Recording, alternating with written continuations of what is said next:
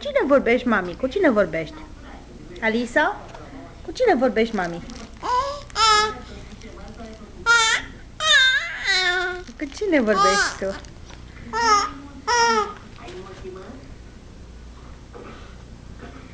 Ia zi. Zi ceva lui mami. Alisa? Oi, la ce te uiți? Las-o. Hai, uite-te la mami, zi ceva. Uite la ea. Ia arăți curbalele.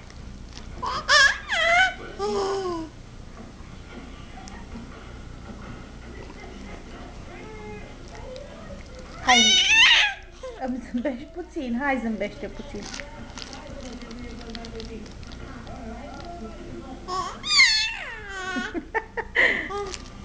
Ce veselie pe capul tău, mă. Ce veselie.